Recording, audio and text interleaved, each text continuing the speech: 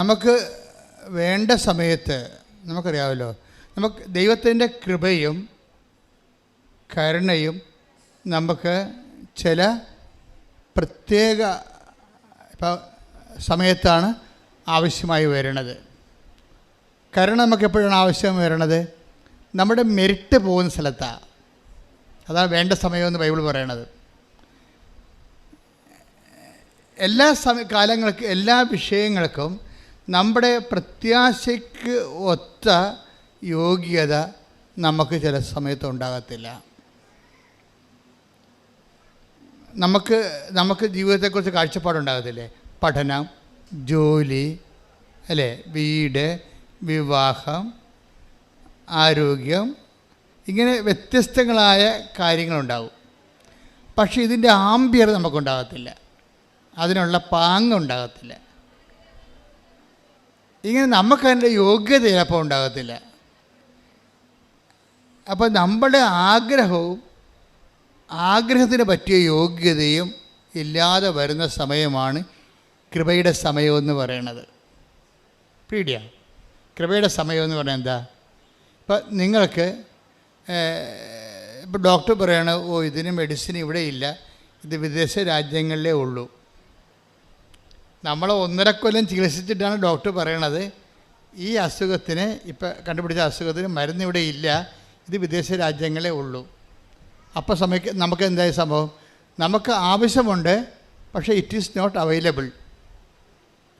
നമുക്ക് ആവശ്യമുണ്ട്, പക്ഷേ അവൈലബിൾ അല്ല.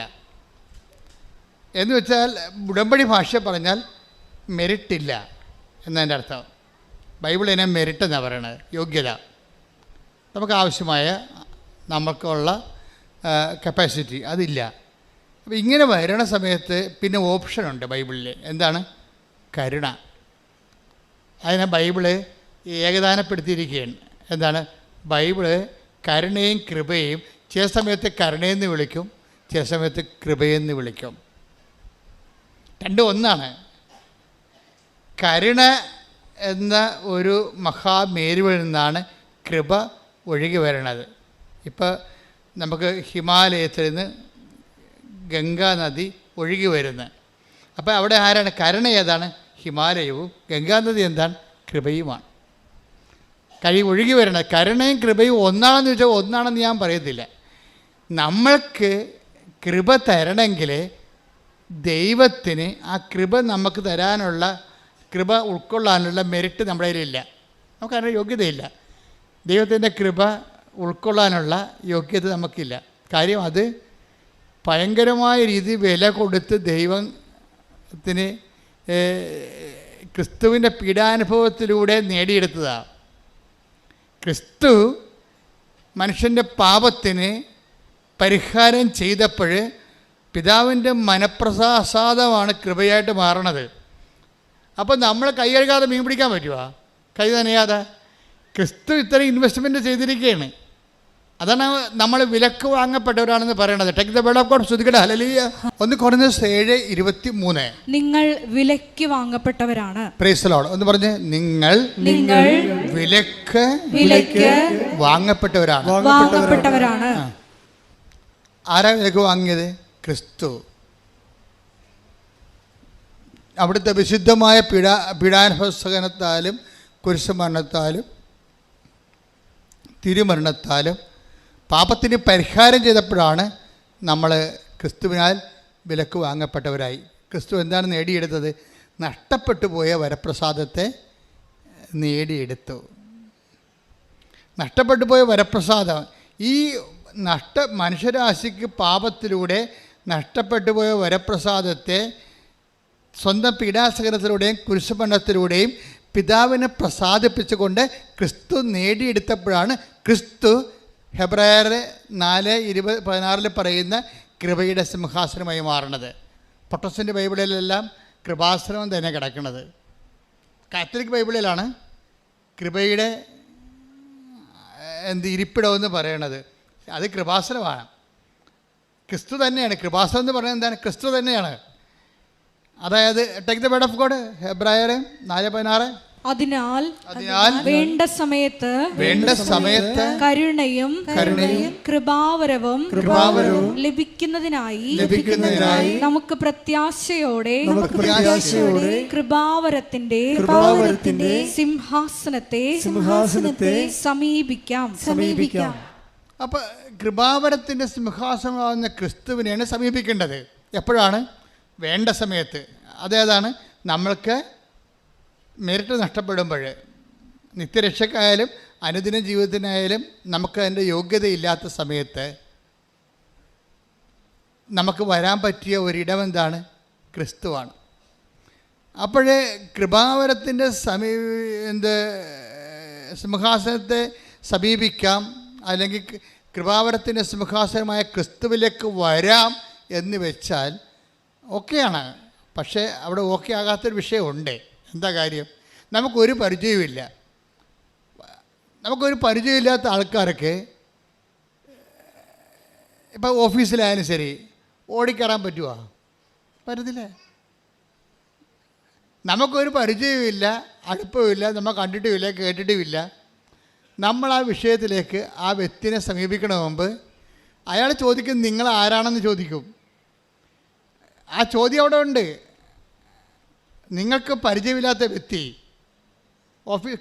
കമ്പനിയിലാകാം, ഓഫീസിലാകാം, നിങ്ങൾ കയറി ചെല്ലുമ്പോൾ ആദ്യം ചോദിക്കണത് ആരാണ്? നിങ്ങളെന്താ ചോദിക്കണത്? നിങ്ങൾ ആരാണെന്ന് ചോദിക്കും. ആ ചോദ്യം ഉണ്ട് അവിടെ. നിങ്ങൾ ആരാണെന്ന് ചോദിക്കുമ്പോൾ നിങ്ങളെ ഇൻട്രൊഡ്യൂസ് ചെയ്യാൻ ഒരാൾ വരണം നിങ്ങളുടെ കൂടെ. ഇന്നയാളാണെന്ന് പറയണം. ഇവിടെയാണ് മരിയ സ്പേസ് എന്ന്. ഉടമ്പടിയുടെ മരിയ സ്പേസ് അതാണ്. നിങ്ങളെ ഇൻട്രൊഡ്യൂസ് ചെയ്യാൻ ഒരാൾ. കൃപാവരത്തിൻ്റെ സിംഹാസനത്തിലേക്കാണ് നിങ്ങൾ വരേണ്ടത്. പക്ഷെ നിങ്ങളെ ഒരു പരിചയമില്ലെങ്കിൽ നിങ്ങൾ ആരാണെന്ന് ഉടനെ ചോദിക്കും. അപ്പോൾ നിങ്ങൾ ഇന്നയാളാണെന്ന് പറയണം, പരിചയപ്പെടുത്തണം. അപ്പോസ്തലന്മാർ ക്രിസ്തുവിൻ്റെ അടുത്ത് വരുമ്പോൾ പരിചയപ്പെടുത്തണമുണ്ട്. എന്താണ്? ഇയാൾ ഒരു യഹൂദ പ്രമാണിയാണ്. ഇയാൾ നമ്മുടെ ജനങ്ങളെ ശതാധിപനോട് പറയുന്ന take the word of God. ശ്രുതിക്കട്ടെ ഹല്ലേലൂയ. ലൂക്കാ 7:4-5. അവർ യേശുവിന്റെ അടുത്ത് വന്ന് കേണപേക്ഷിച്ചു പറഞ്ഞു. അവർ യേശുവിന്റെ അടുത്ത് വന്ന് കേണപേക്ഷിച്ചു പറഞ്ഞു. യേശു ഒരു ജൂസ് ട്രൈബിലുള്ള ആളാണ്. ഈ വന്നിരിക്കുന്ന കക്ഷികളും അങ്ങേരുടെ തന്നെ രക്തത്തിലുള്ള ആളാണ്. പക്ഷെ അവിടെയും എന്നിട്ടും പോലും എന്ത് ചെയ്യണം? കേണപേക്ഷിക്കേണ്ടി വരുന്നുണ്ട്. യേശുവിൻ്റെ അതേ റാങ്കിലുള്ള, അതേ സമുദായത്തിലും അതേ രക്തത്തിലുമുള്ള ആൾക്കാരാണ് കൂടെ ഉള്ളത്. അയാളാണ് ഈ റോമൻ ശതാബ്ദത്തിന് വേണ്ടി മാധ്യസ്ഥം വഹിക്കാൻ വരുന്നത്. എന്നിട്ട് അവർക്ക് പോലും എന്താ ചെയ്യണത്? കേണപേക്ഷിച്ചുകൊണ്ട് പറഞ്ഞു. അല്ല, നേരെ നിന്ന് പറയാൻ പറ്റത്തില്ല. മനുഷ്യന് ബേസിക്കായിട്ട് യോഗ്യതയില്ലെന്ന് എൻ്റെ അർത്ഥം. നമുക്ക് മെറിറ്റില്ല. ഈ മെറിറ്റ്, യേശുവിനെ സമീപിക്കാനുള്ള ഈ മെറിറ്റ് കുറവാണ് പലപ്പോഴും എന്ത് പറ്റണത്? ഒരു മരിയൻ സാന്നിധ്യത്തിൻ്റെ സ്പേസ്. കാര്യം നമ്മളെ യേശുവിനെ പരിചയമില്ലെങ്കിലും യേശു കുരിശിൽ വെച്ച് നമ്മളെ അമ്മയ്ക്ക് മക്കളാക്കിയിട്ടുണ്ട്. This is our right. ഇതിൻ്റെ ലോജിക്ക് ഇതാണ്. Take the word of God. ഇതാ നിൻ്റെ അമ്മ. ശ്രുതിക്കട്ടെ ഹല്ലേലൂയ. 19:26-27.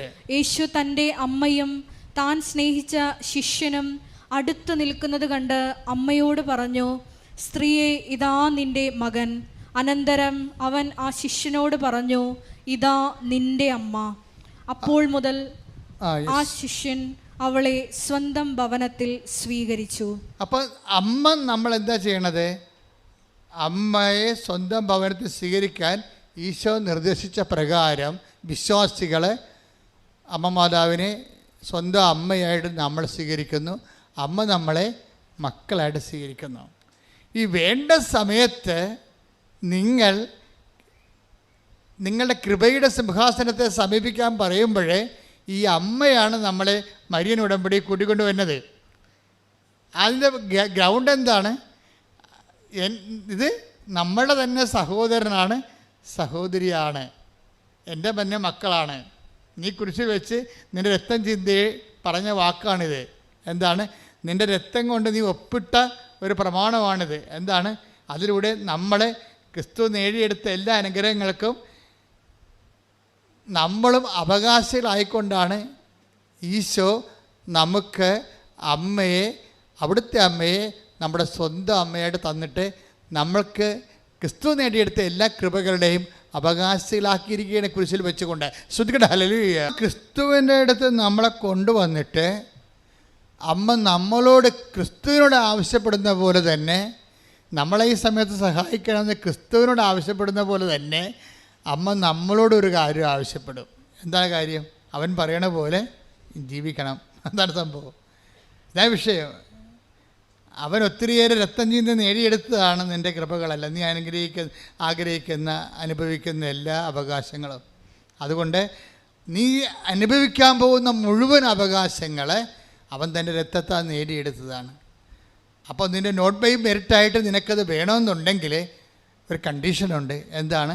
അവൻ പറയണ പോലെ നിങ്ങൾ ജീവിക്കണം. അതാണ് മരിയൻ ഉടമ്പടി. കൈയടിച്ച് കർത്താവേ. അവൻ്റെ അനുഗ്രഹങ്ങൾ നമ്മളെ നോട്ട് ബൈ മെറിറ്റിൽ നമ്മുടെ യോഗ്യതയാലല്ലാതെ അവൻ്റെ കൃപയാൽ അവൻ്റെ അനുഗ്രഹങ്ങൾ നമ്മൾ വേണ്ട സമയത്ത് പ്രാപിക്കാൻ അവൻ പറയണ പോലെ ചെയ്യുമ്പോൾ അതിലൊന്നാമത്തെ കാര്യം എന്താ അവൻ പറയണത്? അവൻ പറഞ്ഞ ഒന്നാമത്തെ കാര്യം എന്താണ്? അനുദപിക്കുക, സുവിശേഷത്തിൽ വിശ്വസിക്കുക. മർക്കോസ് 1:15. ശ്രദ്ധിക്കട്ടെ, ഹല്ലേലൂയ. അവൻ പറഞ്ഞു സമയം പൂർത്തിയായി, ദൈവരാജ്യം സമീപിച്ചിരിക്കുന്നു, അനുദപിച്ച് സുവിശേഷത്തിൽ വിശ്വസിക്കുവിൻ. എപ്പോഴും നമ്മളുടെ സമയമില്ലേ, അത് നമ്മളുടെ യോഗ്യത അയോഗ്യതയുമായി ബന്ധപ്പെട്ടായിരിക്കണം. വിഷയമുണ്ടായാൽ അപ്പോൾ സമയം പൂർത്തിയാകും. ബൈബിളിൻ്റെ ഒരു ഇക്കണോമി അതാണ്. നമുക്കൊരു വിഷയമുണ്ടായി, നോട്ട് ബൈ മെറിറ്റിലൊരു വിഷയമുണ്ടായി എന്നുവെച്ചാൽ നമ്മുടെ യോഗ്യതയാൽ നേടിയെടുക്കാൻ പറ്റാത്ത അവസ്ഥ വന്ന്. ചിലപ്പോൾ നിൻ്റെ ക്യാൻസർ ഫോർത്ത് സ്റ്റേജ് ആകാം. അപ്പോൾ നിനക്കറിയാം വൈദ്യശാസ്ത്രവും തൽക്കാലത്തേക്ക് നമ്മളെ കൈയൊഴിയാണ്. അതേസമയം തന്നെ ഇപ്പോൾ കഴിഞ്ഞ ദിവസം ഒരു സാക്ഷ്യം ഉണ്ടായി. ഒരു ഭർത്താവും ഭാര്യയും കൂടിയായി. ഞാനാ സാക്ഷ്യം കണ്ട് ഞെട്ടിപ്പോയി. ഇപ്പോൾ പെട്ടെന്നിങ്ങനെ ഓർത്തുകൊണ്ട് പറയുകയാണ്, അയാളുടെ പ്രശ്നം മഞ്ഞപ്പിത്തം വന്ന് കരൾ മൊത്തം ഡാമേജായി, മൊത്തം പോയി. വയറൊക്കെ ഇങ്ങനെ വന്ന് വീർത്ത്, കരൾ ലീക്കായി വയറ് വന്ന് വീർത്ത് കുടം പോലെയായി. അപ്പോൾ ഉടനെ 1.5 കൊല്ലമായിട്ട് ചികിത്സയിലാണേ. അവസാനം വന്ന് കരൾ വീർത്ത് കുടം പോലെയായി 1.5 ലിറ്റർ വെള്ളം വെച്ച് ഇങ്ങനെ ഓരോ മണിക്കൂറിനും ഓരോ ദിവസവും വയറ്റിൽ നിന്ന് കുത്തിയെടുക്കും. അതിന് ഡോക്ടർ കുത്തിയെടുക്കണതിൻ്റെ കാര്യം, ഡോക്ടർ ഇയാളെ കൊണ്ടുപോയി മരണ വാർഡിൽ കിടത്തും, എഴുതി മേടിച്ചു. ഫയലിനിടയ്ക്ക് നിന്ന് എഴുതി മേടിക്കും. വീട്ടിൽ ഡെഡ് ബോഡി കൊണ്ടുപോകാനുള്ള ആംബുലൻസ് പിടിച്ചിടും. എന്നിട്ട് മരണ വാർഡിലേക്ക് കൊണ്ടുപോകുമ്പോൾ ഡോക്ടർ അവസാനം പറയണത്, ആ ഭാര്യയോട് പറയണത് ഒരു കന്നാസ് വാങ്ങിച്ചുകൊണ്ട് വരാനാണ് പറയണത്. അപ്പോൾ ഭാര്യ പോയി കന്നാസ് വാങ്ങിക്കാൻ പോകും. കന്നാസ് വാങ്ങിക്കണത് എന്തിനാണ്? കുറച്ചുകൂടി വെള്ളം കുത്തിയെടുത്താൽ. അപ്പോൾ അതൊക്കെ മുമ്പ് ഭാര്യയോട് കാര്യം ചെയ്യും. ഇയാളെ മരണ വാർഡിലേക്ക് മാറ്റുമ്പോൾ വന്ന് ഉടമ്പടി ചെയ്തിട്ട് ഉടമ്പടി തൈലം കൊണ്ടുപോയി ഇയാളുടെ വീർത്ത വയറിൽ ഇങ്ങനെ കുരിശ് വരക്കും. ഇതാണ് നോട്ട് ബൈ മെറിറ്റ് എന്ന് പറയണത്. ഇവിടെ ഡോക്ടറൊന്നും ചെയ്യാൻ പറ്റണില്ല. ഡോക്ടറിന് മാക്സിമം ചെയ്യാൻ പറ്റണത് ആശുപത്രി ആംബുലൻസ് ഒക്കെ ആക്കുക, ഭാര്യയോട് ഒപ്പിട്ട് വാങ്ങിക്കുക, മരണ വാർഡിലേക്ക് ഇയാളെ മാറ്റുകയാണ്. എന്നിട്ട് മാക്സിമം ചെയ്യാൻ പറ്റുന്നത് അയാളുടെ ഭാര്യയെ തന്നെ അയാളുടെ വയറ് കുത്തി വെള്ളം എടുക്കാനുള്ള കന്നാസ് വാങ്ങിക്കാൻ അയാളുടെ ഭാര്യയെ തന്നെ പറഞ്ഞു വിടുകയാണ്. നമ്മുടെ ജീവിതത്തിൻ്റെ വലിയ ഭീതിപ്പെടുത്തുന്ന മുഖങ്ങളെ നമ്മൾ അടുത്ത് കാണുമ്പോൾ മാത്രമേ ഉടമ്പടി എന്താണെന്ന് മനസ്സിലാകത്തുള്ളൂ. ഇവിടെ മെറിറ്റില്ല, ഡോക്ടറിന് മെറിറ്റില്ല, ആ രോഗിക്കും മെറിറ്റില്ല, ഒന്നിനും മെറിറ്റില്ല. ആകപ്പാടെ നിൽക്കണത് എന്താണ്? ഈ ഉടമ്പടി ചെയ്തിട്ട് ആ തൈലം കൊണ്ടുവന്ന് ഈ വൈഫ് അങ്ങേരുടെ വയറേൽ കുരിശ് വരക്കും, മാതാവിനെ ഏൽപ്പിക്കും ആളാണ്. ആ സമയത്താണ് ഡോക്ടറിന് ഇത് അറിയത്തില്ലല്ലോ. ഡോക്ടർ പോയി ഇപ്പോൾ ഈ മരണ വാർഡിൽ അഡ്മിറ്റ് ചെയ്തിരിക്കുന്ന ആളെ അവിടെ നിന്ന് നേരെ ആംബുലൻസ് കയറ്റുകയാണ്. അയാളുടെ ആശ്വാസത്തോടെ മരിക്കട്ടെന്ന് വിചാരിച്ചുകൊണ്ട് ഈ മനുഷ്യൻ്റെ വയറ്റിൽ നിന്ന് വെള്ളം കുത്തിയെടുക്കാൻ വേണ്ടിയാണ് വൈഫിൻ്റെ അടുത്ത് കന്നാസും കൊടുത്ത് വിടണത്, കന്നാസ് വാങ്ങിക്കാൻ വിടണത്. വൈഫ് കന്നാസും കൊണ്ട് വന്നിട്ട് ഡോക്ടർ വയറിൽ നിന്ന് വെള്ളം കുത്തിയെടുക്കും. വെള്ളം കുത്തിയെടുക്കുമ്പോൾ വെള്ളത്തിന് പകരം ബ്ലഡാണ് കയറി വരണത്. ഡോക്ടർ പറഞ്ഞ് വെള്ളമില്ലേ? വെള്ളത്തിന് പകരം വെള്ളമില്ല. വെള്ളമില്ലാതെ വെള്ളത്തിന് പകരം ബ്ലഡാണ് കയറി വരണത്. ദാറ്റ് മീൻസ് ഒരു തുള്ളി വെള്ളം പോലും ഇല്ലാതെ കരൾ സുഖപ്പെട്ടിരിക്കണം. Hallelujah, hallelujah, hallelujah. യേശുവേ നന്ദി, യേശുവേ ആരാധന. ഈ കഴിഞ്ഞ ആഴ്ചത്തെ സാക്ഷ്യമാണ് നിങ്ങൾ കണ്ടു കാണും. ആ സാക്ഷ്യം, ആ സാക്ഷ്യം കണ്ടവർ കൈപ്പൊക്കിക്കേ. That's okay, thank you. നിങ്ങൾ സാക്ഷ്യം നോക്കണം കേട്ടോ, അല്ലാതെ ഉടമ്പടി മുന്നോട്ട് പോകാൻ പറ്റത്തില്ല. ഇതാണ് ഉടമ്പടി എന്ന് പറയണത്. അവിടെ ഒന്നും ഇല്ല, ആകപ്പാടെ ഉള്ളത് ആ പാവപ്പെട്ട സ്ത്രീയുടെ ഉടമ്പടി മാത്രം. അത് അവരുടെ യോഗ്യതയല്ല വർക്ക് ചെയ്യണത്. മാതാവിൻ്റെ ആ ഉടമ്പടിയെ മാനിക്കും ദൈവം. നിങ്ങളെപ്പോഴും ശ്രദ്ധിക്കേണ്ടത് എന്താണ്? നിങ്ങൾ ഉടമ്പടി എടുക്കുകയല്ല ചെയ്യേണ്ടത്, ഉടമ്പടിയെ ദൈവം മാനിക്കണം. രണ്ടും രണ്ട് കേസാണ്. ഏത് മനുഷ്യനും ഉടമ്പടി എടുക്കാൻ പറ്റും, പക്ഷെ ദൈവം അത് മാനിച്ചാൽ മാത്രമേ അത് ഉടമ്പടി ആക്ടിവേറ്റ് ആകത്തുള്ളൂ. ഉടമ്പടി മാനിക്കണമെന്നുണ്ടെങ്കിൽ ആദ്യം നിങ്ങൾ ഉടമ്പടിയെ മാനിക്കണം. അവിടെ വിഷയം എന്നത് നിങ്ങൾ ഉടമ്പടിയെ മാനിക്കണം. എങ്ങനെയാണ്? അവൻ പറയണ കാര്യങ്ങളെല്ലാം ശ്രദ്ധിച്ചിരിക്കണം, എന്നിട്ട് അതുപോലെ ചെയ്യണം. ചെയ്താവെന്ന് മനസ്സിൽ പ്ലാൻ ചെയ്യണം. എന്നിട്ട് ചിലരുണ്ടല്ലോ എന്നെ സാക്ഷിയാക്കണമേ എന്ന് ഇങ്ങനെ പ്രാർത്ഥിച്ചുകൊണ്ട് നടക്കും. ഇപ്പോൾ ഓരോ ഉടമ്പടിയുടെ സാക്ഷ്യങ്ങൾ കേൾക്കുമ്പോൾ താഴത്തെ കമന്റ് നോക്കിയിട്ടുണ്ടോ? എന്താ പറയണത്? മാതാവേ, ഈ അൾത്താരെ വന്ന് എനിക്കും സാക്ഷ്യം പറയാൻ സാധിക്കണേ, എനിക്കും സാക്ഷി എന്നാൽ ദൈവത്തെ പെടുത്താൻ സാധിക്കണം എന്നാണ്. ചില ആൾക്കാരെങ്കിലും അവരുടെ ശവക്കുഴി അവർ തന്നെ തോണ്ടിയിട്ടുണ്ട്. കാര്യം അവർ ഉടമ്പടി എടുക്കുമ്പോൾ തന്നെ തീരുമാനിക്കും സാക്ഷ്യം മാത്രം പറയുകയില്ല, നാട്ടുകാർ കേൾക്കുമെന്ന്. അതാണ് സംഭവം. അപ്പോൾ അവർ ഇന്നല്ലെങ്കിൽ നാളെ ഇതിനേക്കാൾ വലിയ കടൂരമായ സങ്കടത്തോടെ വരും, പക്ഷേ എടുക്കത്തില്ല. കാര്യം നിങ്ങൾ ഫ്രോഡാണെന്ന് നിങ്ങൾ തന്നെ ദൈവദിവസത്തിന് തെളിയിച്ചു. കാര്യം ദൈവത്തെക്കാൾ അവർ ദൈവമായിട്ട് മറ്റുള്ളവരുടെ മുമ്പ് ദൈവത്തിന് നിങ്ങൾ എളിമപ്പെട്ടുകൊണ്ട് ദൈവത്തിന് ഏറ്റുപറയാൻ കഴിഞ്ഞില്ല. ദൈവത്തിന് ഏറ്റുപറയാൻ കഴിയാത്ത ആൾക്കാരെ ആ പത്രം കൊടുത്തിരിക്കുന്നതും ആ വിധത്തിലാണ്. രോഗികളെ ശുശ്രൂഷിക്കാൻ പോയിരിക്കുന്നതും ആ വിധത്തിലാണ്. നിങ്ങളുടെ അഭിമാനത്തിൽ മണ്ണ് പറ്റാത്ത രീതിയിലായിരിക്കും നിങ്ങൾ ഉഡായിപ്പ് കാണിച്ചായിരിക്കും പ്രേക്ഷിത പ്രവർത്തനം ചെയ്തിരിക്കുന്നത്. അതുകൊണ്ട് ഉടമ്പടി എടുക്കുന്നവർ സത്യസന്ധരായിരിക്കണമെന്നാണ് എനിക്ക് പറയാനുള്ളത്. ശ്രദ്ധിക്കട്ടെ. ഹല്ലേലൂയ.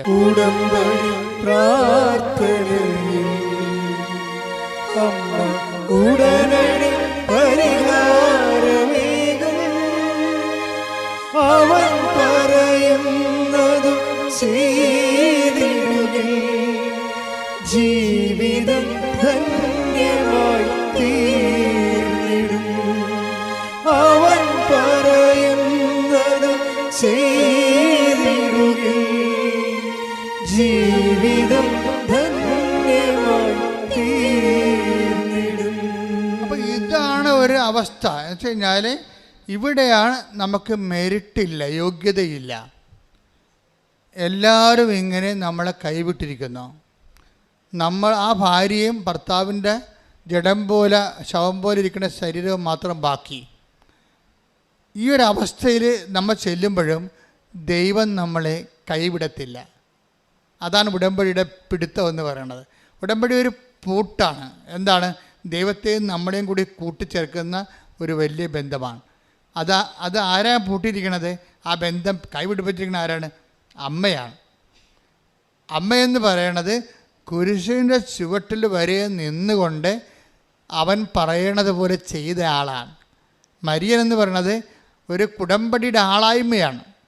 അമ്മ ആരാണെന്ന് ചോദിച്ചു കഴിഞ്ഞാൽ ആരാണ്? കുരിശിൻ്റെ ചുവട്ടിൽ വരെ നിന്നുകൊണ്ട് പിതാവായ ദൈവം പറഞ്ഞത് അതുപോലെ നിറവേറ്റിയ ഉടമ്പടിയുടെ ആളായ്മയാണ് ഉടമ്പടി മാതാവ്. ഇത് ക്വീൻ ഓഫ് ദി കവനൻ്റാണ് അവർ. അതാണ് വാഗ്ദാന പേടകമെന്ന് പറയണത്. നമ്മൾ ഇതിൻ്റെ ആധ്യാത്മികത എന്ന് പറയണത് നമ്മുടെ അനുദിന ജീവിതവുമായിട്ടും നമ്മുടെ ക്രൈസിസ് ടൈമായിട്ട് കണക്റ്റഡാണ്. അതാണ് വേണ്ട സമയം എന്ന് പറയണത്. വേണ്ട സമയത്ത് പിന്നെ ഉടമ്പടി ലക്ഷ്യം വെക്കുന്നത് പാപത്തെ അല്ല. പഴയ നിയമത്തിലെ ഉടമ്പടിയൊക്കെ എപ്പോഴും ലക്ഷ്യം വെക്കുന്നത് പാപത്തെയാണ്. നമുക്കറിയാമല്ലോ, പഴയ ഉടമ്പടി 3 തരമുണ്ട്. പഴയ നിയമകാല ഉടമ്പടിയുണ്ട്, മോസൈക്ക് ഉടമ്പടി, മോസൈക്ക് കവനൻ്റ്, പിന്നെ പുതിയ കാല ഉടമ്പടി, ക്രിസ്തുവിൻ്റെ പീഡാസഹനത്തിലൂടെ ഉള്ള വീണ്ടെടുപ്പും കർത്താവ് സ്ഥാപിച്ച പുതിയ ന്യൂ കവനൻറ്റും. അത് നിത്യതയുമായിട്ട് ബന്ധപ്പെട്ടതാണ്. പിതാക്കന്മാർ മരുഭൂമി വെച്ച് മന്ന ഭക്ഷിച്ചു, അതുപോലെ ഈ അപ്പം ഭക്ഷിച്ച് ജീവിക്കുന്നതിന് വേണ്ടി ക്രിസ്തുവിൻ്റെ ശരീരം തന്നെ നമുക്ക് ഭാഗിച്ച് വിധിച്ച് നൽകുന്ന കൃപാന എന്ന ഉടമ്പടി, അത് നിത്യജീവന് വേണ്ടിയുള്ളതാണ്. അപ്പം നിത്യജീവന് വേണ്ടിയല്ല, നമുക്ക് ILTS അവസാനം കേണ്ടായി പോകാനല്ലേ യേശു ക്രിസ്തു ക്രൂശിക്കപ്പെട്ടത്. നമുക്ക് നഷ്ടപ്പെട്ട പ്രസാദവരം വീണ്ടെടുത്തിട്ട് ദൈവത്തിൻ്റെ കൂടെ നിത്യതയിൽ വരപ്രസാദ മഹത്വപൂർണ്ണമായി കഴിയാൻ വേണ്ടിയാണ് ക്രിസ്തു ക്രൂശിക്കപ്പെട്ടത്. പക്ഷേ അനുദിന ജീവിതത്തിൻ്റെ അവസ്ഥ എന്താണ്? അനുദിന ജീവിതത്തിന് വേണ്ടിയാണ് അമ്മയുടെ സാന്നിധ്യം വരണത്. എന്താണ് വേണ്ട സമയം? വേണ്ട സമയം എന്താണ്? അവർക്ക് വീഞ്ഞില്ല എന്ന് പറയുന്ന ഒരു സമയം. അതാണ് കാനായിലെ കല്യാണം എന്ന് പറയണത്. അവർക്ക് വീഞ്ഞില്ല, അവന് ജോലിയില്ല, അവളുടെ ഭർത്താവ് മരിച്ചുപോയി, അവൾക്കും കുഞ്ഞുങ്ങൾക്കും വരുമാനമില്ല, അവൻ്റെ കുഞ്ഞിന് ഓട്ടിസമാണ്, അവൾക്ക് ജോലിക്ക് പോകാതെ ജീവിക്കാൻ പറ്റത്തില്ല. ഇങ്ങനെ ഇല്ല എന്ന് പറയാൻ വേണ്ടി ഒരാളെ ദൈവം നിശ്ചയിച്ചിരിക്കുകയാണ്. ദൈവമാണ് നിശ്ചയിച്ചിരിക്കണത്. ആ ദൈവം നിശ്ചയിച്ചത് കൊണ്ടാണ് സമയം ആയില്ല എന്ന് ഈശോയ്ക്ക് അറിയാമെങ്കിലും അമ്മയാണ് സമയം നിശ്ചയിക്കണത്. അമ്മ ഒരാളുടെ ആവശ്യം കൊണ്ട് വന്നാൽ അപ്പോഴാണ് സമയമാകണത്. സമയം ഭയങ്കര പ്രധാനപ്പെട്ട കാര്യമാണ്. ബൈബിളിലെ പ്രധാനപ്പെട്ട ഒരു ഏജൻ്റാണ്, ഒരു നോഷനാണ് ടൈം എന്ന് പറയണത്. ഇത് സമയം പൂർത്തിയായി അനുദപിക്കുക, സുവിശേഷത്തിൽ വിശ്വസിക്കുക. അതുതന്നെയാണ് അമ്മയും കൊണ്ടുവരുമ്പോഴും പറയും സമയം ആയിട്ടില്ല എന്ന് പറയണത്. അപ്പോൾ അമ്മ സമയമായതിൻ്റെ സൂചനയായിട്ടാണ് നമ്മുടെ ഇല്ലായ്മ യേശുവിൻ്റെ അടുത്ത് അവതരിപ്പിക്കുന്നത്. അതിൻ്റെ അർത്ഥം എന്താണ്? നമുക്ക് എപ്പോഴാണ് മെരിറ്റ് ലോസ് ചെയ്യണത് അപ്പോൾ നമ്മുടെ കൃപയുടെ സമയമായി. കൈയടിച്ച് സ്തുതിക്കട്ടെ. ഹല്ലേലൂയ. പരിശുദ്ധ പരമദിവ്യകാരുണ്യത്തിന് ആരാധനയും സ്തുതിയും പുകഴ്ചയും ഉണ്ടായിരിക്കട്ടെ. അപ്പോൾ ഉടമ്പടിയുടെ ഒരു ലക്ഷ്യമെന്ന് പറഞ്ഞത് എന്താണ്? ഉടമ്പടി ഫോക്കസ് എന്താണ്? ടൈമാണ് ഫോക്കസ് ചെയ്യണത്. എപ്പോഴും നമ്മൾ ഓർത്തേക്കണം, നമ്മുടെ ഒരു പ്രാർത്ഥനകളും ടൈമിനെ ഫോക്കസ് ചെയ്യുന്നില്ല. പക്ഷെ നമ്മുടെ ജീവിതത്തെ ഉയർത്തുകയും താഴ്ത്തുകയും ചെയ്യുന്ന കണ്ടൻറ്റ് ടൈമാണ്. ടൈമല്ലേ? ശരി, ഇപ്പോൾ ഇന്നലെ എൻ്റെ കയ്യെ പിടിച്ചുകൊണ്ട് കുറേ കുഞ്ഞുങ്ങൾ പറഞ്ഞു, അച്ഛാ ലാസ്റ്റ് ചാൻസ് ആണെന്ന്. അത് ലാസ്റ്റ് എന്ന് പറയുന്നത് എന്താണ്? ഫസ്റ്റും ലാസ്റ്റും ടൈമാണ്. അതാ സംഭവം. ഇത് ലാസ്റ്റ് ചാൻസ് ആണെന്ന് പറയുന്നത് എന്താണ്? ടൈമാണ്. അപ്പോൾ ഉടമ്പടിയുടെ പ്രധാനപ്പെട്ട ഫോക്കൽ പോയിൻ്റ് ടൈമാണ്. സുവിശേഷത്തിൻ്റെ ഫോക്കൽ പോയിൻ്റ് ടൈമാണ്. മദറിൻ്റെ ഫോക്കൽ പോയിൻ്റ് ടൈമാണ്. മദർ വന്ന് ഈശോനോട് പറയും, അപ്പോൾ ഈശോ പറയും സമയം ആയില്ല എന്ന് പറയും.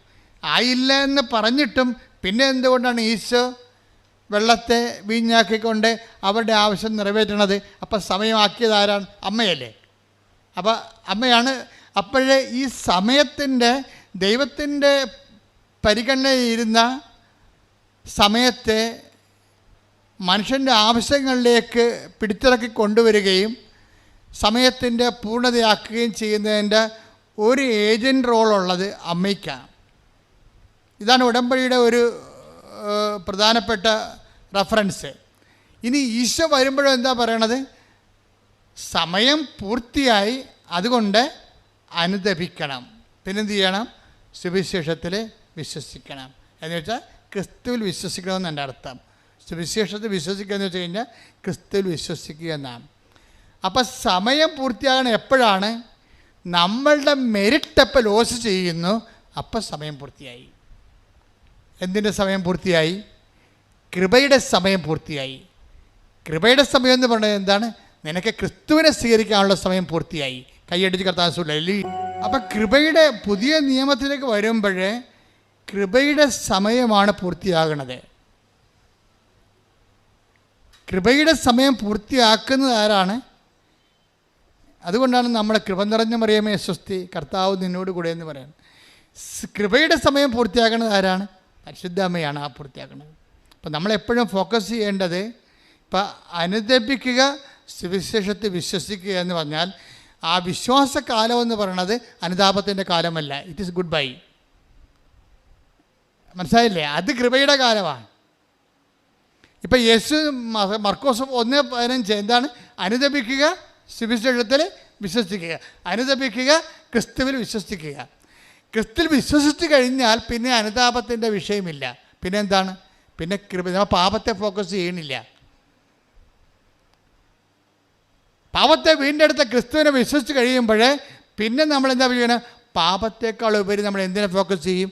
കൃപയെ ഫോക്കസ് ചെയ്യും. ഈ കൃപയുടെ സമയത്തിലാണ് നമ്മൾ വിശ്വാസ ജീവിതം നയിക്കണത്. കൈയടിച്ച് കർത്താവില്ലേ. റോമ 6:14 കൃപയുടെ സമയത്തെക്കുറിച്ച് പറയുന്നതാണ്. പലപ്പോഴും നമ്മൾ പാപത്തെയാണ്, ക്രിസ്തുവിനെ സ്വീകരിച്ചിട്ടും നമ്മൾ ക്രിസ്തുവിനേക്കാൾ ഉപരി പാപത്തെ ഫോക്കസ് ചെയ്യുന്ന ആധ്യാത്മികതയുണ്ട്. അതും ആധ്യാത്മികത തന്നെയാണ്. പക്ഷേ ക്വാളിറ്റേറ്റീവ്ലി അത് കുറച്ച് ഡിഗ്രി കുറവുള്ളതാണ്. കാര്യം ക്രിസ്തുവിനെ ഫോക്കസ് ചെയ്താൽ പിന്നെ പാപത്തിന് പരിഹാരം ചെയ്തവനെ നമ്മൾ സ്വീകരിച്ചു കഴിഞ്ഞാൽ പിന്നെ നമ്മൾ പാപത്തെ, ലോകത്തെ ജയിച്ചാണ് ജീവിക്കുന്നത്.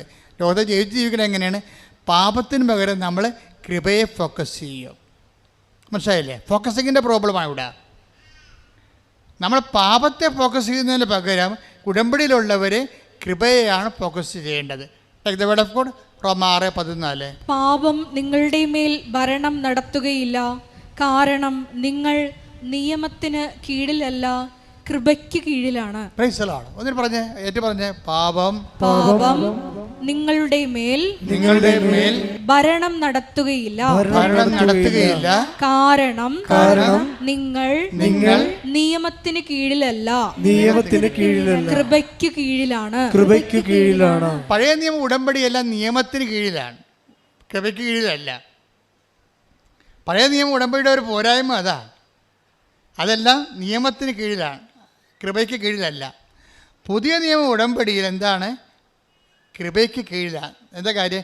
ക്രിസ്തു നേടിയെടുത്ത കൃപ ടാപ്പ് ചെയ്യാൻ പറ്റൂ. എങ്ങനെ പറ്റും? അതാണ് നമ്മുടെ ലക്ഷ്യം. എങ്ങനെ പാപം ഒഴിവാക്കി ജീവിക്കാൻ പറ്റുമെന്നല്ല. അതൊരു ഡൗൺ ഡ്രൈവഡായിട്ടുള്ള ഒരു അർത്ഥമാറ്റിക് ആയിട്ടുള്ള ഒരു ആധ്യാത്മികതയാണ്. ഒരു ജിയോമെട്രിക്കൽ ആധ്യാത്മികത വേണം. ക്ഷേത്രഗണിത പ്രകാരമുള്ള ഇപ്പോൾ ഒരു സൈക്കിള്, ഒരു വിമാനം, രണ്ടും ലക്ഷ്യത്തിലെത്താൻ പറ്റുമായിരിക്കും വേണമെങ്കിൽ. ഇപ്പം എൻ്റെ സഹോദരൻ, എൻ്റെ ഒരു സഹപ്രവർത്തകൻ, ഇപ്പോൾ അദ്ദേഹം സൈക്കിളിന് തിരുവനന്തപുരത്ത് നിന്ന് ഗോവ വരെ പോയി. 2 മാസം എടുത്തതേ ഉള്ളൂ. ഗോവയിൽ പോകണമെങ്കിൽ 2 മണിക്കൂർ മതി. നമ്മൾ പാപത്തെ ഫോക്കസ് ചെയ്താൽ സൈക്കിളിന് പോകണ പോലെ ഇരിക്കും. കൃപയെ ഫോക്കസ് ചെയ്താൽ നമ്മൾ എന്ത് പത്രം കൊടുത്താലും കൃപ വേണമെന്ന് പറയണം. രോഗിയെ പോയി കണ്ടാലും ക്രിസ്തു നീ എടുത്തത് കൃപയിൽ എന്നെ പങ്കാളിയാക്കണം. കൃപയെ ഫോക്കസ് ചെയ്താൽ വിമാനത്തിൽ പോണ പോലെ ഇരിക്കും. 2 മണിക്കൂർ കൊണ്ട് ടൈം ഷോർട്ട് ചെയ്യണത് കൃപയാണ്. കൈയടിച്ച് ശ്രദ്ധിക്കടല്ലേ. കഴിഞ്ഞ ദിവസങ്ങളിൽ അതാണ് കൃപ വരുമ്പോൾ ഉണ്ടാകുന്ന പ്രത്യേകത. കഴിഞ്ഞ ദിവസങ്ങളിൽ ഒരു സാക്ഷ്യം പറഞ്ഞ്, അതായത് ഷി വാസ് ടോട്ടലി എൻഗ്രേസ്ഡ്. കൃപ നിറഞ്ഞ ഒരു സിറ്റുവേഷനിൽ അവൾ സാക്ഷ്യം പറഞ്ഞപ്പോൾ പെട്ടെന്നൊരു വചനം പറഞ്ഞു. എന്താണ്? എന്നെ ശക്തനാക്കുന്നതിലൂടെ ബാക്കി പറ. എനിക്ക് എല്ലാം ചെയ്യാൻ വഴി. അത് കൃപയ്ക്കുള്ള ഗുണവതാണ്. കൃപ എന്ന് പറയുന്നത് ശക്തി തന്നെയാണ്. കൃപയ്ക്ക് ബൈബിൾ ഉപയോഗിക്കുന്ന ഒരു വാക്ക് ശക്തി എന്ന് കൂടിയാണ്. കരുണയെന്ന് ഉപയോഗിക്കും, ശക്തി എന്ന് ഉപയോഗിക്കും. ദൈവത്തിൻ്റെ കരുണ കൊണ്ടാണ് നമുക്ക് കൃപ ലഭിക്കുന്നത്. കൃപ ലഭിച്ചു കഴിഞ്ഞാൽ നമ്മൾ പവർഫുള്ളാവും. അതാണ് ഫിലിപ്പിയർ 4:13. Take the word of God. ശ്രദ്ധിക്കട്ടെ. ഹല്ലേലൂയ. എന്നെ ശക്തനാക്കുന്നവനിലൂടെ എല്ലാം ചെയ്യാൻ എനിക്ക് സാധിക്കും. Praise the lord. പറഞ്ഞേ. എന്നെ ശക്തനാക്കുന്നവനിലൂടെ എല്ലാം ചെയ്യാൻ എനിക്ക് സാധിക്കും. അപ്പോൾ ഒന്നും ചെയ്യാൻ സാധിക്കാത്ത അവസ്ഥ വരും ജീവിതത്തിലെ. ഭർത്താവ് മരിച്ച്, കുഞ്ഞിന് രോഗമാണ്, നമ്മൾ നിസ്സഹായം നിൽക്കുന്നത്, ഒന്നും ചെയ്യാൻ പറ്റാത്ത അവസ്ഥ. നമുക്ക് സാമ്പത്തിക കടമാണ്, വീട്ടിൽ എപ്പോഴും ഫോൺ എടുക്കാൻ പോലും എനിക്ക് പേടിയാണ്. ഫോണ് കടക്കാരെന്നെ വിളിച്ച് ശല്യപ്പെടുത്തുന്നതാണ്. എനിക്ക് എഴുന്നേൽക്കുമ്പോൾ തന്നെ, കണ്ണ് തുറക്കുമ്പോൾ തന്നെ പേടിയാണ്. ഇന്ന് ആരൊക്കെയാണ് വന്ന് വീട്ടിൽ ശല്യപ്പെടുത്താൻ പോണത്, നാട്ടുകാരുടെ മുമ്പ് അപമാനപ്പെടാൻ പോണത്, എനിക്ക് ജീവിക്കാൻ തന്നെ തോന്നണില്ല. ഇങ്ങനെ ഒന്നും ചെയ്യാൻ പറ്റാത്ത അവസ്ഥ. ഈ ഒന്നും ചെയ്യാൻ പറ്റാത്ത അവസ്ഥയിൽ നിന്നാണ് ബൈബിൾ നിന്നെ എല്ലാം ചെയ്യാൻ പറ്റുന്ന അവസ്ഥയിലേക്ക് മാറ്റുന്നത്. അതാരാണ്? ഫിലിപ്പിയർ 4:13. എന്താണ്? എന്നെ ശക്തനാക്കുന്നതിലൂടെ എനിക്ക് എല്ലാം ചെയ്യാൻ പറ്റും.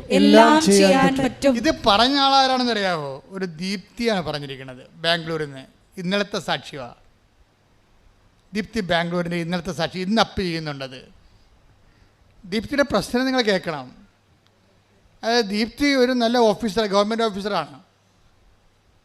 എനിക്കുള്ളത് 50,000 രൂപയോ അല്ലെങ്കിൽ 75 രൂപ എങ്ങനെയൊക്കെ ശമ്പളമുണ്ട് നമ്മുടെ നാട്ടിൽ.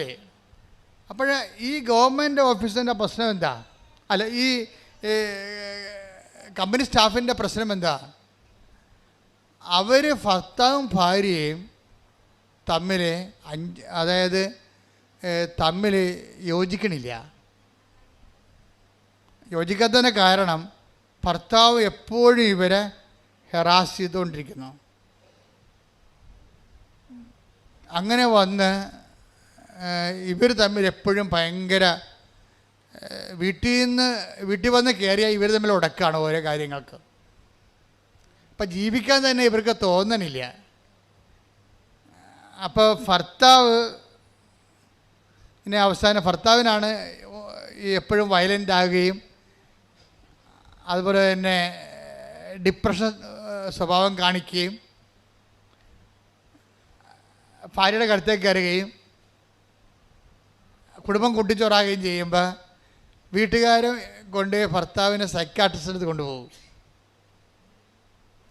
ഇപ്പോൾ ബാംഗ്ലൂരിലുള്ള നല്ല സൈക്കാട്രിയിൽ കൊണ്ടുപോകും. ഇപ്പോൾ 1 മണിക്കൂറിന് ടോക്ക് കൗൺസിലിംഗ് ആണുള്ളത്. അവിടെ സംസാരിച്ച് ഹീൽ ചെയ്യണതാണ്.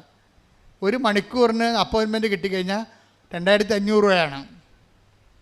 അപ്പോൾ ഹൈപ്പർ ടെൻഷനുള്ള ഹസ്ബൻഡിനെ തെറാപ്പി ഉൾപ്പെടെ ടോക്ക് ചികിത്സ, സംസാര ചികിത്സയ്ക്ക് കൊണ്ടുപോയിട്ട് അവസാനം ഒരു 2-3 സിറ്റിംഗ് കഴിയും. അങ്ങനെ 7,500 രൂപ സൈക്കോളജിക്കൽ കൗൺസിലിങ്ങിന് വേണ്ടി ഭർത്താവിൻ്റെ മാനസിക അസുഖം മാറാൻ വേണ്ടി, ഡിപ്രഷൻ മാറാൻ വേണ്ടി കൊടുത്തിട്ടുണ്ട്.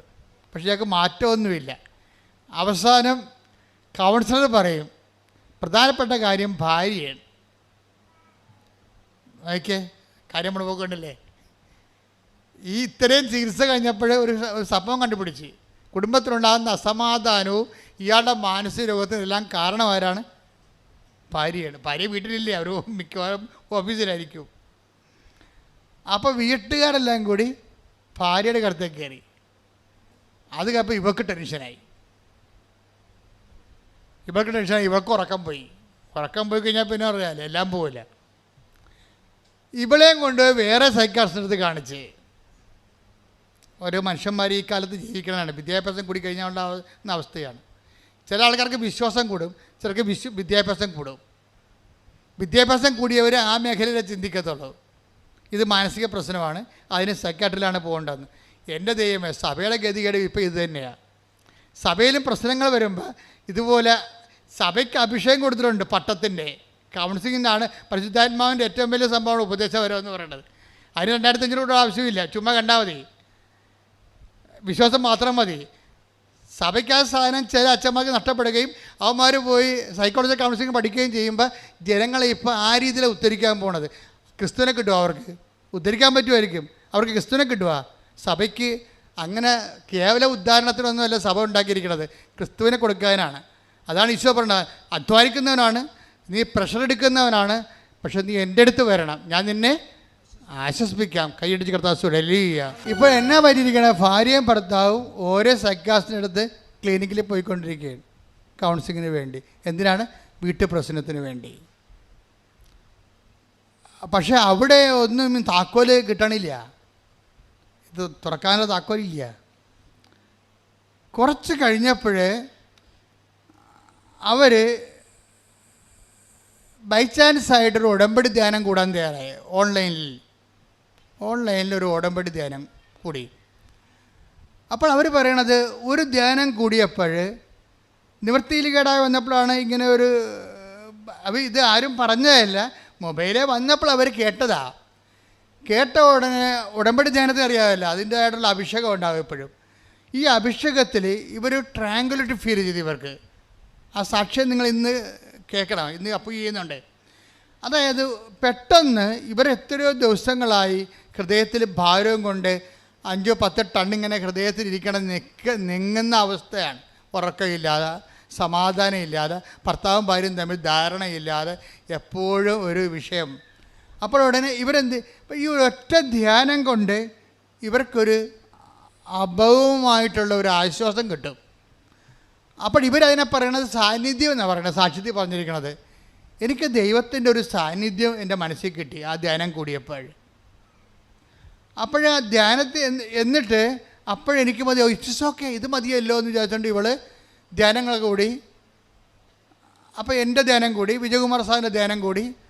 അങ്ങനെ അവരിതിൻ്റെ അകത്ത്, അപ്പോൾ ഇവൾ പറഞ്ഞ്, പക്ഷെ 3 ദിവസം കഴിഞ്ഞപ്പോൾ, അപ്പോൾ ഈ ധ്യാനം കൂടാൻ കാരണം, ധ്യാനം കൂടുന്ന സമയത്ത് ഒരു എടുത്ത് ഒരു ഓൺലൈൻ ഉടമ്പടി എടുത്ത് ധ്യാനം കണ്ടപ്പോൾ, ധ്യാനം അവർക്കൊരു ആന്തരികമായൊരു ഫീലിംഗ് കൊടുത്തപ്പോൾ അവരാദ്യം ചെയ്തത് എന്താണ്, ബാംഗ്ലൂരല്ലേ, ഇവിടം വരെ പെട്ടെന്ന് വരാൻ പറ്റത്തില്ലല്ലോ, അതുകൊണ്ട് അവർ ഓൺലൈൻ ഉടമ്പടി എടുത്ത്. ഓൺലൈൻ ഉടമ്പടി എടുത്തപ്പോൾ ഒരു ഫസ്റ്റ് സംഭവം നടന്ന് എന്താണ്, ഒരു പ്രസൻസ് ഫീൽ ചെയ്തു. ആദ്യം ആശ്വാസം, ധ്യാനം കൂടിയപ്പോൾ ആശ്വാസമാണ് തോന്നിയത്. അതിൻ്റെ ഒരു പ്രോസസ്സിങ് നോക്കണം, നല്ല രസമാണ്. ധ്യാനം കൂടിയപ്പോൾ അവർക്ക് ആശ്വാസം തോന്നി. പിന്നെ എന്ത് ചെയ്തു, അവരോട് ഓൺലൈൻ ഉടമ്പടി എടുത്തു. ഓൺലൈൻ ഉടമ്പടി എടുത്തപ്പോൾ ഇവർക്കുണ്ടായ മാറ്റം, ഒരു പ്രസൻസ് ഫീൽ ചെയ്യാൻ തുടങ്ങി. ആരോ എൻ്റെ ഉള്ളിലുണ്ട് എന്ന് പറയണേ. ഞാൻ സംസാരിക്കുന്നവരൊക്കെ എന്നോട് പറയണേ, നിൻ്റെ ഉള്ളിൽ എന്തോ ദൈവികത ഉണ്ടല്ലോ. അപ്പോൾ അവർക്ക് മനസ്സിലായി എന്തോ എനിക്ക് സംഭവിച്ചിട്ടുണ്ട് ഓൺലൈൻ ഉടമ്പടിയിലൂടെ. അവർ ആ ഹൈലി എഡ്യൂക്കേറ്റഡ് ആയത് കാരണം അതിൻ്റെ കണ്ടീഷൻസ് ആൻഡ് ടേംസ് എല്ലാം കൃത്യമായിട്ട് നോക്കിയാണ് ഫോളോ ചെയ്യണത്. ഫോളോ ചെയ്യണ സമയത്ത് അവൾ ചെയ്ത കാര്യം, ഈ പ്രസൻസ് നിലനിർത്താൻ വേണ്ടി പിന്നെ അടുത്ത നടപടി എന്താണെന്നാണ് ഇവിടെ ചിന്ത. ഓൺലൈൻ ഉടമ്പടിയിൽ പ്രസൻസ് കിട്ടി, സാന്നിധ്യം കിട്ടി ദൈവത്തിൻ്റെ. അപ്പോൾ ഒരു ശക്തിയും കിട്ടുമല്ല, മറ്റത് ആശ്വാസം മാത്രമാണ് കിട്ടിയത്. ഇപ്പം ശക്തിയും കിട്ടി. അപ്പോൾ ഇനി അവളുടെ ലക്ഷ്യമെന്ന് പറയുന്നത്, ഇത് നല്ലൊരു പരിപാടിയാണ്, നല്ലൊരു പാക്കേജാണ്. ഇനി ഈ ശക്തി എപ്പോഴും ഇങ്ങനെ സാന്നിധ്യം നിലനിർത്താൻ എന്താണ് പരിപാടിയെന്ന് ചിന്തിച്ചപ്പോൾ പെട്ടെന്ന് ഈ സാന്നിധ്യം അവളുടെ ഉള്ളിൽ നിന്ന് പോയി. സാന്നിധ്യം പോയി കഴിഞ്ഞപ്പോൾ അവൾക്ക് മനസ്സിലായി, എൻ്റെ പാപങ്ങൾ കൊണ്ടായിരിക്കും സാന്നിധ്യം പോയി. ഇവിടെയാണ് പാപത്തിൻ്റെ വിഷയം നമ്മൾ റെഫർ ചെയ്യണത്. ഇവിടെയാണ് ഈ പ്രസൻസും സിൻഫുൾനെസ്സും ഒരുമിച്ച് പോകത്തില്ല. നമുക്ക് സിൻഫുൾനെസ് ഉണ്ടെങ്കിൽ പ്രസൻസ് ഉണ്ടാകാൻ ഫീൽ ചെയ്യത്തില്ല. മനസ്സിലായില്ലേ? ഉടമ്പടി വരുന്നൊരു വിഷയം, പാപത്തെ നമുക്കങ്ങനെ ഒഴിവാക്കിക്കൊണ്ട് ഉടമ്പടിയിലേക്ക് പോകാൻ പറ്റത്തില്ല. ഉടമ്പടി വരുമ്പോൾ ഉടമ്പടിയിൽ വരണത് ഒന്ന് വചനത്തിൻ്റെ ആശ്വാസം ഉണ്ടാവും, രണ്ടാമത്തത് ദൈവത്തിൻ്റെ സാന്നിധ്യം ഉണ്ടാവും. പക്ഷെ സാന്നിധ്യം അങ്ങനെ നിലനിൽക്കത്തില്ല. കാര്യം എന്താണ്, നമുക്ക് പാപാവസ്ഥ ഉണ്ടെങ്കിൽ സാന്നിധ്യം നിലനിൽക്കത്തില്ല.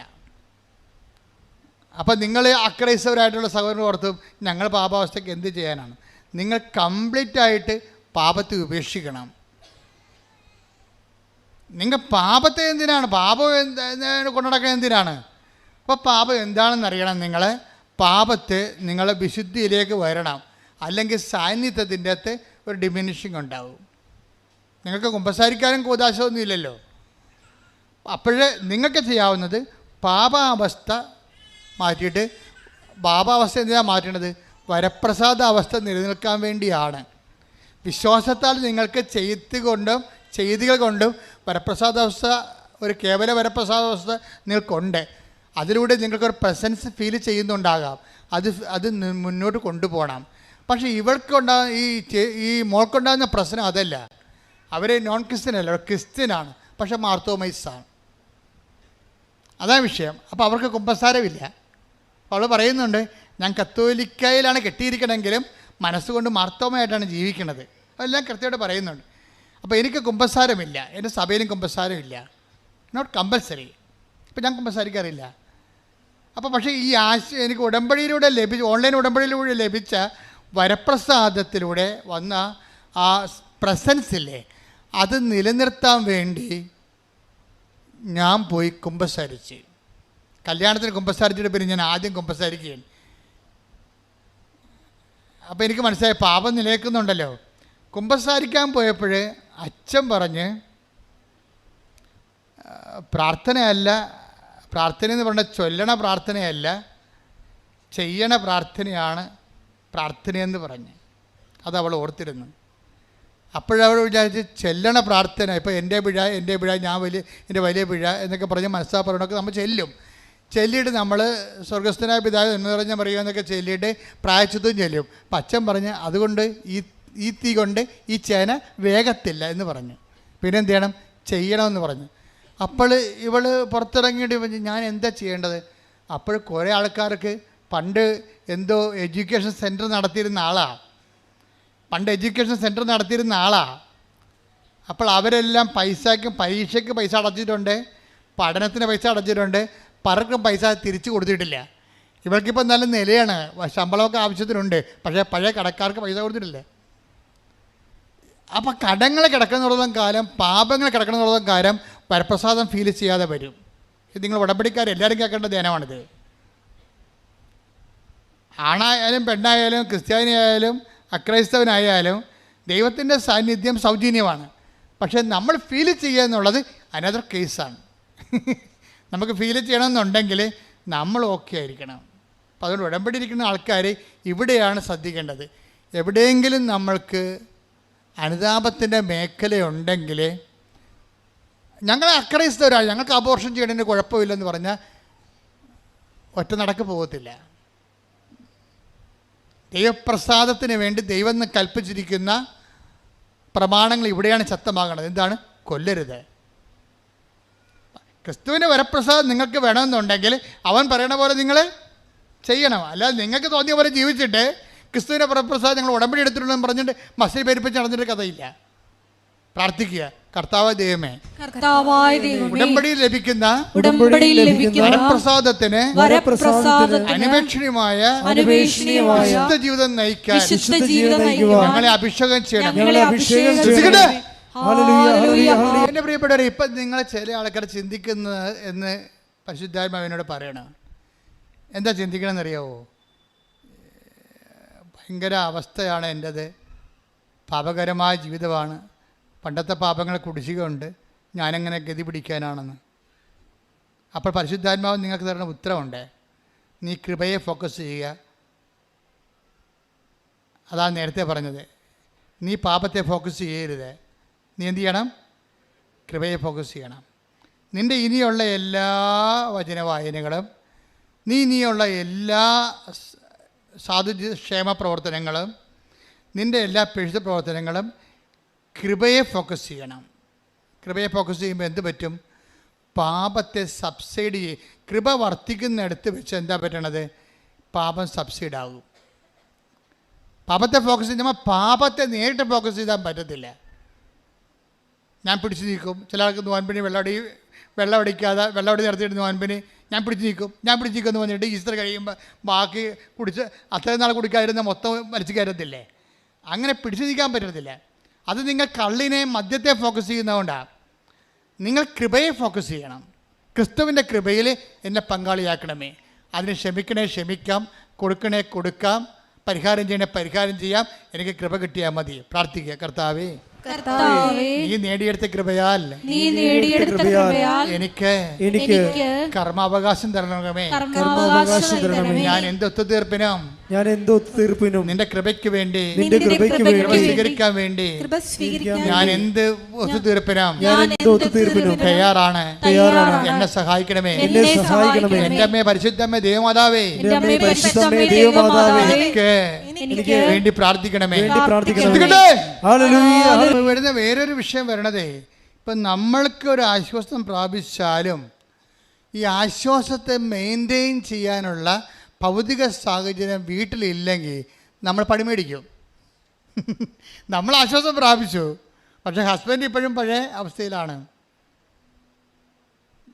ആ വീട്ടിലുള്ള അമ്മായിയപ്പനും അമ്മായിയമ്മയൊക്കെ കുടുംബപ്രാർത്ഥനയേ ഇല്ല. അഥവാ ഇവൾ പ്രാർത്ഥിക്കാൻ പോകുകയാണെങ്കിൽ അവർ CV വെച്ചുകൊണ്ടിരിക്കും. ഒന്ന് ചിന്തിച്ച് നോക്കിയേ, ഈ വീട്ടിൽ എങ്ങനെ സമാധാനം ഉണ്ടാവണം നിങ്ങൾ പറയണേ? കെട്ടി വന്ന മരുമകൾ പ്രാർത്ഥനയ്ക്ക് വന്നാലും അമ്മായിയമ്മ TV വെച്ചുകൊണ്ടിരിക്കും. എന്നിട്ട് അവർ പ്രാർത്ഥിക്കണ ഇവർക്ക് കേൾക്കാം. എന്നാൽ ഇത് സ്വരം താഴ്ത്തി കൊടുക്കണമല്ലോ. ഒന്നുമില്ലെങ്കിൽ ഇവർ പ്രാർത്ഥിച്ചില്ലെങ്കിൽ മറ്റുള്ളവരെ പ്രാർത്ഥിക്കാൻ അനുവദിക്കണമല്ല. ആ പരിപാടി പോലും അവർ ചെയ്യത്തില്ല. അപ്പം നമ്മുടെ ഭൗതിക സാഹചര്യങ്ങൾ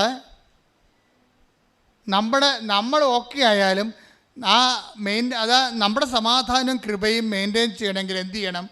നമ്മൾ വീട്ടുകാരെ കൂടി ഫോക്കസ് ചെയ്യണം. വീട്ടുകാരെ കൂടി ഉടമ്പടിയുടെ പരിധി കൊണ്ടുപോകും. അപ്പോൾ എന്ത് ചെയ്ത് അവർ രണ്ടും കൽപ്പിച്ച് ബാംഗ്ലൂരിൽ നിന്ന് നേരെ ഇവിടെ വരും. തീർത്ഥാടന ഉടമ്പടി എടുക്കും. ഓരോ ഉടമ്പടിക്കും ഓരോ ബലമാണ്. ഓൺലൈൻ ഉടമ്പടിക്ക് ഒരു ബലമുണ്ട്. ഇപ്പോൾ വചനം കേൾക്കുന്ന പഴയ നിയമ ഉടമ്പടിക്ക് ഒരു ബലമുണ്ട്. അത് ആശ്വാസമാണ്. അത് ലക്ഷ്യം വെക്കുന്നത് കൽപ്പനയാണ്. കൽപ്പന ലക്ഷ്യം വെക്കുന്നത് പാപത്തെയാണ്. പക്ഷേ പുതിയ നിയമത്തിൽ വരുമ്പോഴേ കൃപയെയാണ്, നിത്യജീവന് ആവശ്യമായ കൃപയെയാണ് ലക്ഷ്യം വെക്കുന്നത്. പക്ഷെ അതിന് വേണ്ടി നമ്മൾ പലപ്പോഴും അവിടുത്തെ മരിയൻ കണ്ടൻറ്റ്, അതായത് നമ്മളെ ക്രിസ്തുവിനോട് അടുപ്പിക്കുന്ന ഒരു ഏജൻ്റുണ്ട്. എബ്രാഹത്തിൻ്റെയൊക്കെ ഉടമ്പടിക്ക് ഉണ്ടായിരുന്ന പാളിച്ചകൾ എന്താ? എബ്രാഹത്തിനോട് ദൈവം പറഞ്ഞതല്ലേ, അടുത്ത കൊല്ലം അടുത്ത വസന്തത്തിൽ കടന്നു പോകുമ്പോൾ നിനക്ക് കുഞ്ഞുണ്ടാകുമെന്ന്. ആ വസന്തമെന്നേ പറഞ്ഞോളൂ. ഏത് വർഷത്തെ വസന്തമെന്ന് പറഞ്ഞില്ല. ദൈവത്തിൻ്റെ വാഗ്ദാനത്തിൻ്റെ സവിശേഷത നമുക്കൊരു പരീക്ഷണം ഇട്ടിട്ടാണ് ദൈവം ചെയ്യത്തുള്ളൂ. എല്ലാ ഉടമ്പടികൾക്കും പരീക്ഷണം ഉണ്ടാകും. ഇപ്പം ഈ ദീപ്തി എന്ന് പറഞ്ഞ സഹോദരി ഇവിടെ നിന്ന് ഉടമ്പടി എടുത്തതിന് ശേഷം, ഈ തീർത്ഥാടന ഉടമ്പടി എടുത്തതിന് ശേഷം അവർ വീട്ടിൽ ചെല്ലുമ്പോൾ അവർ ഓക്കെയാണ്. പക്ഷേ സാഹചര്യങ്ങളെ കുറച്ചുകൂടി മൂർച്ഛിക്കും. അതാണ് വിജയകുമാറിൻ്റെ ധ്യാനത്തിൻ്റെ ഒരു പ്രത്യേകത. കാര്യം വിജയകുമാറിനെ ഞാൻ പരിചയപ്പെട്ട കാലം മുതൽ ആ മനുഷ്യൻ പ്രഷറിലാണ്. എപ്പോൾ എൻ്റെ ഇടയ്ക്ക് നിന്ന് പ്രാർത്ഥിച്ച് പോകുന്ന പിറ്റേ ദിവസം എന്തെങ്കിലും പ്രശ്നം ഉണ്ടാവും. തിരിച്ചു വിളിക്കും. എന്നിട്ട് പുള്ളി പറഞ്ഞ വാക്ക്, the problems are in queue, why എന്നൊക്കെ ചോദിക്കും എന്നോട്. പ്രശ്നങ്ങൾ മുമ്പത്തേക്കാളും ക്യൂവിലാണ്, 1 by 1 ആയിട്ട് വന്നുകൊണ്ടിരിക്കുകയാണ്. വൈ എന്ന് ചോദിക്കും. അപ്പം ഞാൻ നിങ്ങളെ ഉറച്ചു നിൽക്കാൻ പറയും. എന്താ കാര്യം? ഉറച്ചു നിൽക്കുക എന്നുള്ളത്, ഉറച്ചു നിൽക്കുന്നവന് ദൈവം കൃപ കൊടുക്കത്തുള്ളൂ. ആടിക്കളിക്കണവന് കൃപ കൊടുക്കത്തില്ല. ഉറച്ചു പീഡനത്തിലും ഉറച്ചു നിൽക്കുന്നതിലൂടെ നിങ്ങളുടെ ജീവനെ നിങ്ങൾ നേടും. ഒന്നിനു വായിച്ചേ. പീഡനത്തിലും 21:19. പീഡനത്തിലും ഉറച്ചു നിൽക്കുന്നതിലൂടെ പീഡനത്തിലും ഉറച്ചു നിൽക്കുന്നതിലൂടെ നിങ്ങളുടെ ജീവനെ നിങ്ങൾ നേടും. അപ്പം അതുപോലെ തന്നെ നീ വിശ്വാസത്തിൽ ഉറച്ചു നിന്ന് നിന്റെ സഹോദരങ്ങളെ ശക്തിപ്പെടുത്താൻ പറയും. Take the word of God. ലൂക്കാദിന് 22 പോകുമ്പോൾ ലൂക്കാദിന് 22:31 വായിച്ചേ. ശിമയോൻ പറഞ്ഞേ. ശിമയോൻ ഇതാ സാത്താൻ വരുന്നുണ്ടല്ലേ. ഉടമ്പടി ഇടയ്ക്ക് സാത്താൻ വരൂ. ശിമയോൻ ഇതാ സാത്താൻ നിങ്ങളെ ഗോതമ്പ് പോലെ പാറ്റാൻ ഉദ്യമിച്ചു. അപ്പൊ തിന്മയുടെ ഒരു ഉദ്യമം എപ്പോഴും ഉണ്ടാകും. ഓർത്തേക്കണം അത്. എന്നാൽ നിന്റെ വിശ്വാസം ക്ഷയിക്കാതിരിക്കാൻ ഞാൻ നിനക്ക് വേണ്ടി പ്രാർത്ഥിച്ചു. നീ തിരിച്ചു വന്ന് നിന്റെ സഹോദരരെ ശക്തിപ്പെടുത്തണം. അപ്പം തിരിച്ചു വരിക, വിശ്വാസത്തിൽ ഉറച്ചു നീക്കുക, ഇതെല്ലാം സെയിം ഇഫക്റ്റാണ്. പക്ഷെ എന്തിനാണ് ഉദ്ദേശിക്കുന്നത്? മറ്റുള്ളവരെയാണ് ഉദ്ദേശിക്കുന്നത്. നിന്നെ ഉറപ്പിച്ച് നിർത്തുക, നിന്നെ ഇങ്ങനെ ആട്ടിയാണിത് ഉറപ്പിക്കണത്. നിന്നെ പ്രലോഭനങ്ങൾ നൽകിക്കൊണ്ട് ആട്ടി നിന്നെ ഉറപ്പിക്കും. എന്തിനാ ഉറപ്പിക്കണത്? നിങ്ങൾക്ക് പ്രലോഭനങ്ങൾ ശക്തിപ്പെട്ട് കഴിയുമ്പോൾ നിങ്ങൾ പീഡിതരാണെങ്കിൽ അപ്പോൾ തന്നെ ബൈബിൾ ഇക്കോണമി അനുസരിച്ച് നിങ്ങൾ മറ്റുള്ളവരെ ഫോക്കസ് ചെയ്യണം. എന്താണ്? നിങ്ങളെ ഫോക്കസ് ചെയ്യരുത്. എന്താ ചെയ്യേണ്ടത്? മറ്റുള്ളവർ, നിങ്ങൾക്കറിയാവുന്നവർ, ഭർത്താവ്, ഭാര്യ, മക്കൾ, അവർ വിശ്വാസം തകർന്ന ആൾക്കാരെല്ലാം അവരുടെ വിശ്വാസം ഉറക്കാൻ വേണ്ടി പ്രാർത്ഥിക്കണം. നിങ്ങൾ ചെയ്യണം എന്താണെന്ന് അറിയാമോ? അവർക്ക് ജോലി കിട്ടാൻ വേണ്ടി പ്രാർത്ഥിക്കും, അവർക്ക് PR കിട്ടാൻ വേണ്ടി പ്രാർത്ഥിക്കും. അവിടെയാണ് ഉടമ്പടി അബോർഷൻ സംഭവിക്കുന്നത്. ദൈവത്തിന് പ്രയോജനമില്ലല്ലോ. ദൈവത്തിന് പ്രയോജനമുള്ള ഫോർമാറ്റിൽ കൊണ്ടുവരണം. നിങ്ങൾ എന്ത് ചെയ്യും? നിങ്ങൾ പ്രാർത്ഥിക്കും മറ്റുള്ളവർക്ക് വേണ്ടി. എന്ത് പ്രാർത്ഥിക്കും? എന്താ പ്രാർത്ഥിക്കണത്? ഇപ്പോൾ കഴിഞ്ഞ ദിവസം ഒരു സാക്ഷ്യം ഉണ്ടായി. ഒരമ്മ സാക്ഷ്യം പറഞ്ഞതാണ്, ഞാൻ കൃപാസനം മാതാവിനെ വെറുത്തു മാതാവേ. അതോടുകൂടി അരിമുട്ടിപ്പോയി. അവരെന്താ പറഞ്ഞത്? അവരുടെ ആദ്യത്തെ കാര്യങ്ങളൊന്നും സാധിച്ചില്ലെന്നാണ് പറയണത്. അത് കാരണം ഞാൻ ഇതിലേ കൂടി ഹരിപ്പാട് ഓഫീസിൽ പോകുമ്പോൾ ഇങ്ങോട്ട് തിരിഞ്ഞു പോലും നോക്കത്തില്ലെന്ന് പറഞ്ഞു. അപ്പോൾ ഇവൾ തിരിഞ്ഞു നോക്കത്തില്ല എന്നുണ്ടെങ്കിൽ നക്കാപ്പച്ച കൊടുത്തില്ലെന്നെങ്കിലും ദൈവത്തിൽ നിന്ന് പോകുന്ന ദൈവത്തിന് അറിയാം ഈ സാധനത്തിനാണ്. അതാണ് വിഷയം. അത് നിങ്ങൾ മനസ്സിലാക്കണം. നിങ്ങളുടെ കാര്യങ്ങൾ നിങ്ങൾ വിചാരിക്കുന്ന സമയം നടത്തിയില്ലെങ്കിൽ നിങ്ങൾക്ക് ദൈവത്തിന് നിങ്ങൾ ഉപേക്ഷിക്കുമെന്ന് നിങ്ങൾ ഉടമ്പടി ചെയ്യുമ്പോൾ തന്നെ ദൈവത്തിന് അറിയാം. അപ്പോൾ പിന്നെ എങ്ങനെയാണ് ഉടമ്പടി വർക്കൗട്ട് ചെയ്യണത്? കാര്യം നിങ്ങളെ ദൈവത്തിന് അറിയാം. അപ്പം നിങ്ങളുടെ ദൈവം ആരാണ്? നിങ്ങളുടെ നിയോഗമാണ് ദൈവമല്ല. നിങ്ങളെന്താ പറയേണ്ടത്? ഈ നിയോഗം നടക്കാതിരിക്കുകയോ? നടന്നില്ലേലും നീ തന്നെയായിരിക്കും എൻ്റെ ദൈവം. അതാണ് ഉടമ്പടി. കൈയടിച്ച് ശ്രുതികളെ രോഗങ്ങൾ, ഇവിടെ ഉള്ളവർ, ആശുപത്രി കിടക്കുന്നവർ, നിങ്ങളുടെ ബന്ധുക്കൾ, സ്വന്തപ്പെട്ടവർ, നിങ്ങളുടെ പ്രാർത്ഥനാ സഹായം ആവശ്യപ്പെട്ടവർ, എല്ലാവരെയും കർത്താവ് തൊടുന്ന സമയമാണ്. അത് കാലാകാലങ്ങളോട് ആരെല്ലാം എപ്പോഴെല്ലാം എന്നെല്ലാം ഈ ധ്യാനം കൂടുന്നുവോ അപ്പോഴെല്ലാം ഉടമ്പടി ധ്യാനത്തിലൂടെ, ആരാധനയുടെ ദൈവം ഈ നിയോഗങ്ങളുടെ മേൽ, ആ ധ്യാനം കൂടുന്ന ഓരോരുത്തരും നിയോഗങ്ങളുടെ മേലെ കർത്താവിൻ്റെ കരുണ ചൊരിയും. ശ്രുതികട്ടെ ഹല്ലേലൂയ. കർത്താവേ, നിൻ്റെ വിശുദ്ധ പൗരോഹിത്യത്തെ മഹത്വപ്പെടുത്തണമേ. കർത്താവേ, സഭയിലുള്ള സാന്നിധ്യം പ്രകടമാക്കണമേ. 38 വർഷം ഞാൻ അർപ്പിച്ച കൃപാന്റെ യോഗ്യതയാണ് കൃപാസ അൾത്താറെ ജീവനോടെ പ്രത്യക്ഷപ്പെട്ട പരിശുദ്ധ അമ്മയുടെ മാധ്യസ്ഥത്താൽ കർത്താവേ, നിന്റെ തിരുമുറുപാർന്ന് വലത് കരത്താൽ ആണിപ്പെടുത്താർന്ന് അത്ഭുത കരത്താൽ ഓരോ മകനെയും മകളെയും സ്പർശിക്കണമേ. ഉച്ച മുതൽ ഉള്ളംകാല് വരെ കർത്താവ് രക്തം പടരട്ടെ. എല്ലാ ആന്തരിക അവയവങ്ങളിലും കോശങ്ങളിലും ഞരമ്പുകളിലും കർത്താവ് രക്തം പടരട്ടെ. ക്യാൻസർ 4th സ്റ്റേജ് കർത്താവിൻ്റെ നാമത്തിൽ വിശുദ്ധ രക്തം കഴുകപ്പെടട്ടെ. കരൾ രോഗങ്ങൾ, കിഡ്നി രോഗങ്ങൾ കർത്താവിൻ്റെ നാമത്തിൽ സൗഖ്യപ്പെടട്ടെ. എൻ്റെ കർത്താവിന് ഉന്നതമായ നാമത്തിൽ ജോലി ഇല്ലാത്തവർ, വീടില്ലാത്തവർ, വഴിയില്ലാത്തവർ, പരീക്ഷയിൽ തോറ്റവർ, വീണ്ടും എഴുതാൻ പോകുന്നവർ, ഇൻ്റർവ്യൂ കാത്തിരിക്കുന്നവർ, റിസൾട്ട് കാത്തിരിക്കുന്നവർ, റിവാലുവേഷൻ കൊടുത്തിട്ടുള്ളവർ, പരീക്ഷയ്ക്ക് വേണ്ടി ഒരുങ്ങുന്നവർ, യേശു ക്രിസ്തുവിൻ്റെ ശക്തിയാൽ ദൈവിക ശക്തി നിറയട്ടെ. അമ്മേ, പരിശുദ്ധ അമ്മേ, ദൈവമാതാവേ, ഖനായിലെ പോലെ എല്ലാ മക്കൾക്കും വേണ്ടി പ്രാർത്ഥിക്കണമേ. എല്ലാ നിശ്വാസങ്ങളും, എല്ലാ സങ്കടങ്ങളും കർത്താവേ വലിയ അടയാളങ്ങൾ കൂടി ദൈവത്തിന് മഹത്വമായി മാറട്ടെ. ശ്രുതികട്ടെ ഹല്ലേലൂയ.